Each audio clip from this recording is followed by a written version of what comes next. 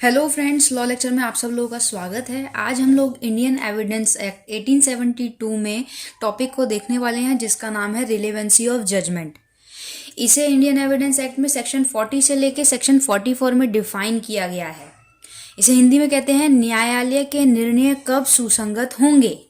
इस वीडियो में हम लोग देखने वाले हैं सेक्शन 40 को, मैगजीम्स को, ऑब्जेक्ट को विद केस लॉ। साथ के साथ हम देखेंगे कि काइंड्स ऑफ जजमेंट क्या हैं। उसके बाद सेक्शन 41 को, उसके बाद हम पार्ट 2 में देखेंगे 42 को, 43 को और सेक्शन 44 को। तो चलो शुरू करते हैं। सबसे पहले बात करते हैं सेक्शन 40 की। तो सेक्शन 40 में ये लिखा हुआ है कि जो प्रीवियस जजमेंट है वो रिलेवेंट टू बार होंगी। कब होंगी? सेकंड सूट और सेकंड ट्रायल के लिए। अगर इसे और अच्छे से समझें तो इसका मतलब ये है कि ऐसी कोई जजमेंट, ऑर्डर या डिक्री जो कि पहले से ही अस्तित्व में है, एग्जिस्टेंस है, ठीक है, जो कि प्रिवेंट कर रही है किसी भी कोर्ट में जो है उसी चीज को लेके या उसी मैटर को लेके जो सूट होगा वो कॉग्निजेंस होगा। दूसरी बात, होल्डिंग अ ट्रायल, कि ट्रायल के लिए वो रिलेवेंट फैक्ट है या नहीं है। अब क्वेश्चन यहाँ ये उठता है कि जब किसी कोर्ट में पहले से ही उस मैटर पे कोई जजमेंट, ऑर्डर या डिक्री आ गई है तो उस केस में जो दूसरा कोर्ट अगर होगा तो उसमें वो सूट और ट्रायल वो होल्ड कर सकती है या नहीं कर सकती है। इसे ऐसे समझ सकते हैं, लाइक हमने सीपीसी में रेस जुडिकाटा जैसे देखा था। इस प्रिंसिपल का मतलब यही है कि ये जो है पब्लिक पॉलिसी पे बेस है। दूसरी बात ये इसमें ये कहा गया है कि एक पर्सन को एक ही मतलब गलती के लिए या सेम कॉज के लिए बार बार हैरेस नहीं किया जा सकता। अब इसे हम कैसे समझें? इसमें जो मैगजीम्स हैं, जैसे कि हमने रेस जुडिकाटा में समझा, मैगजीम्स हैं नेमो डेप्थ लिस वेक्सीरा प्रो उनो एदम कोसा, यानी कि किसी भी व्यक्ति को एक बार जब आपने पनिशमेंट दे दी किसी व्यक्ति को तो उसी सेम गलती के लिए दोबारा पनिशमेंट नहीं दी जा सकती। यहाँ पे रेस जुडिकाटा अप्लाई होगा। दूसरा मैगजीम्स है रेस जुडिकाटा प्रो वेराइते ऑक्युत परा। इसका मतलब यही है कि जब एक कोर्ट ने डिसीजन दे दिया, ठीक है, या जजमेंट आ गई तो वही क्या मानी जाएगी? ट्रू मानी जाएगी। ठीक। Section 11 of CPC doctrine of res judicata की मैंने वीडियो बनाई है, आपको आई बटन पर मिल जाएगी, ठीक है।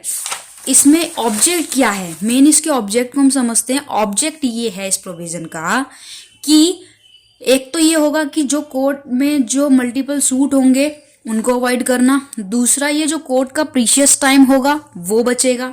और तीसरी बात ये कि जो लिटिगेशन रहेगा इंटरेस्ट ऑफ जस्टिस पे रहेगा। सेक्शन 11 ऑफ सीपीसी कहता है। सेक्शन 40 इंडियन एविडेंस में यही बात बोली गई है कि जब एक कोर्ट में किसी भी ट्रायल या सूट के ऊपर कोई जजमेंट, ऑर्डर या डिक्री आ गई है तो जो दूसरा कोर्ट है वही कोर्ट उसी सेम मैटर पे, सेम टाइटल पे, सेम ही पार्टी है, सेम ही मैटर है, उसको होल्ड या ट्रायल कर सकता है। नहीं कर सकता तो नहीं कर सकता। रेस जुडिकाटा का प्रिंसिपल यही बताता है। आर्टिकल 20 और क्लोज 2 कॉन्स्टिट्यूशन ऑफ इंडिया में भी ये चीज कही गई है कि no person shall be prosecute and punished for the same offence more than once, यानी कि कोई भी व्यक्ति जो है पनिश नहीं किया जाएगा सेम ऑफेंस के लिए एक से ज्यादा बार। जब एक, और सही भी है, जब एक व्यक्ति को एक गलती के लिए पनिश कर दिया, अब दोबारा उसी गलती के लिए पनिश करना क्या सही है? नहीं। उसके बाद सेक्शन 300 ऑफ सीआरपीसी में भी ये दिया गया है। ये क्या है? डबल जीओ पार्टी के अगेंस्ट है। उसके बाद सीपीसी में order number 2 rule number 2, order 23 rule number 1, order 9 rule number 1, order 22 और रूल नंबर 9 में भी इसी से जुड़ी हुई बातें कही हैं। उसके बाद केस लॉ देख लेते हैं कुछ। केस लॉ, एक केस था आदि फिरोज शाह गांधी वर्सेस HM सेवरल। ये 1971 का केस था। इस केस में कोर्ट ने यही कहा कि जब सिविल प्रोसीडिंग का कोई डिसीजन होगा तो वहां पर क्रिमिनल कोर्ट में सिविल प्रोसीडिंग चल रही है, किसी कोर्ट में सिविल मैटर चल रहा है, सिविल कोर्ट में चल रहा है, तो उसका जो डिसीजन होगा वो क्रिमिनल कोर्ट में जो है वहां पे रेस जुडिकाटा अप्लाई नहीं होगा, यानी कि वो मैटर जो है उस कोर्ट में फाइल कर सकते हैं। फिर राधे मोहन वर्सेस प्यारेलाल 1972 के केस में भी क्या हुआ कि जो जजमेंट है, जो क्रिमिनल कोर्ट ने जो जजमेंट दी है वो रिलीवेंट होगी कब, ओनली वो सिर्फ रिलीवेंट होगी only about conviction and acquittal पे, सिर्फ वो रिलीवेंट हो सकती है। सेठ रामदयाल जाट वर्सेस लक्ष्मी प्रसाद AIR 2009 का ये केस है, जिस केस में ये बात कही गई कि जो एक जजमेंट है, क्रिमिनल कोर्ट ने जजमेंट दिया, ठीक है, वो एडमिसेबल नहीं होगा सिविल सूट में। देखिए, दो अलग अलग बातें हैं। क्रिमिनल कोर्ट में जो जजमेंट है वो सिविल सूट में एडमिसेबल नहीं होगा, बट एडमिशन होगा जब जो पार्टी है, जो गिल्ड की पार्टी है, उसी पे क्रिमिनल प्रोसीडिंग चल रही हो, वो एडमिसेबल होगी। कब होगी? सब्सिक्वेंट सिविल प्रोसीडिंग में एडमिसेबल होगी। उसके बाद नेक्स्ट बात करते हैं काइंड्स ऑफ जजमेंट। तो जजमेंट दो तरीके के होते हैं। पहला है जजमेंट इन पर्सनम, यानी कि हिंदी में जिसे कहते हैं व्यक्तिलक्षी निर्णय, और दूसरा है जजमेंट इन रैम, यानी कि लोकलक्षी निर्णय। जजमेंट इन पर्सनम क्या होता है? जजमेंट इन पर्सनम पे ये होता है, इसमें ऐसे पर्सन बाइंडिंग होती हैं जो कि सूट की पार्टी है, सिर्फ वही होंगे। और इन जो ऐसे जजमेंट होंगे बिटवीन जो पार्टी होंगे, कैसे केस आएंगे? ऐसे केस आएंगे like contract, tort, crime etcetera, इस तरीके के जो केस हैं वो आएंगे। दूसरी बात, जो ऐसे इस तरीके के प्रूफ होंगे वो कंक्लूसिव प्रूफ माने जाएंगे।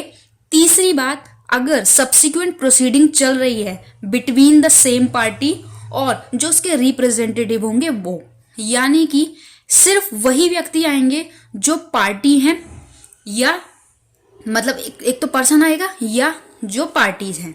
जबकि जजमेंट इन रैम बात करता है, वहां पर वो सारे पर्सन बाइंडिंग होंगे, वो सारे पर्सन आएंगे जो कि जिनके अगेंस्ट कंक्लूसिव एविडेंस है, वो सारे पर्सन आएंगे। वो सब स्ट्रेंजर भी आ जाएंगे, लाइक डाइवोर्स वगैरह में भी है, जैसे पड़ोसी कई बार आ जाते हैं, उनका उस केस से कोई लेना देना नहीं है, लेकिन फिर भी आ जाते हैं कि हाँ भाई मारता पिटता था या डोमेस्टिक वायलेंस का होता है, उस तरीके से। तो ऐसी जो जजमेंट है वो ग्रांट किस पे रहेगी? प्रोबेट और एडमिनिस्ट्रेशन एक्सेट्रा। ठीक, उसके बाद आगे हम बढ़ते हैं सेक्शन 41। सेक्शन 41 यही कहता है कि जो रिलीवेंसी ऑफ सर्टेन जजमेंट है वो प्रोबेट होगी, जो उसका जो जुरिडिक्शन है उस पर प्रोबेट होगी। सेक्शन 41 डील करता है वही सेम चीज जो हमने जजमेंट इन रैम में पढ़ी, वो सेक्शन 41 उसमें आपको कहीं कहीं दिखेगा। लाइक सेक्शन 41 डील करता है कि किस तरीके से जो एक नॉन जजमेंट है वो जजमेंट इन रैम है, ठीक है, जो कि बाइंड उन सभी व्यक्तियों पे होता है जो पार्टी के तो हैं, बट उन सभी पर भी होता है जो कि पार्टीज के नहीं हैं, यानी कि जो रिप्रेजेंटेटिव्स हैं उन पर भी, या ऐसे पर्सन जो कि रिप्रेजेंट कर रहे हैं या किसी के लीगल रिप्रेजेंटेटिव हैं, कई बार स्ट्रेंजर भी आ जाते हैं। तो ये बात सेक्शन 41 कह रहा है। इसको एक अच्छे से समझेंगे सेक्शन 41 को, ठीक है। उसके बाद हम नेक्स्ट वीडियो में सेक्शन 42, 43 और 44 को समझेंगे। आज हम 41 को अच्छे से समझते हैं। तो इसको एक इलेबोरेट कर दिया गया कि इस तरीके की कोई जजमेंट, ऑर्डर, ठीक है, या डिक्री होगी, वहां पर बाइंडिंग होगा। दूसरी बात, जो कंक्लूसिव प्रूफ होगा अंडर सेक्शन 41 वो कब होगा? जब ये कुछ कंडीशंस हैं ये फुलफिल होंगी। तो चलो कंडीशन पढ़ते हैं। पहली कंडीशन, जो जजमेंट है वो फाइनल जजमेंट होगा। दूसरी बात, फाइनल जजमेंट होना तो जरूरी है। दूसरी बात, जो कोर्ट है उसने जो जजमेंट डिलीवर किया है वो एक कॉम्पिटेंट कोर्ट ही करेगी। तीसरी बात, जो जजमेंट है must have been delivered by court in the exercise of probate exercise के मैनर में करेगी, लाइक मैट्रिमोनियल या एडमिनिस्ट्रेटिव या इंसॉल्वेंसी जो जुरिडिक्शन होगा अपने जुरिडिक्शन में करेगी। अगर वो जुरिडिक्शन के बाहर है और उसके बाद उसने कोई जजमेंट दिया तो ऐसी जजमेंट नहीं मानी जाएगी। फोर्थ पॉइंट ये कहता है कि जो जजमेंट है must confer to take away from any person any legal character, वो ऐसे पर्सन के उस पर होगी या तो किसी का लीगल कैरेक्टर छीना गया होगा या उस व्यक्ति के उसमें होगी जिसकी लीगल एंटाइटिटी तो है बट वहां पे क्या है, लीगल एंटाइटिटी हर्ट हुई है या हार्म हुई है, उस केस में होगा। और कोई स्पेसिफिक थिंग होगी जो कि एब्सोल्यूट होगी। तो ये अगर कंडीशन फुलफिल होती हैं तो वो सेक्शन 41 में फॉल करेगा, यानी कि उस तरीके के स्ट्रेंजर और अनदर पर्सन भी जो है उस मैटर में आएंगे। तो सेक्शन 41 तक इतना ही। नेक्स्ट वीडियो में हम लोग 42, 43, 44 देखेंगे। होप सो यहाँ तक क्लियर होगा। वीडियो अच्छी लगे तो लाइक करना, चैनल पे नए हैं तो बेल आइकन प्रेस करके आप नई वीडियो पे अपडेट भी पा सकते हैं। Thank you.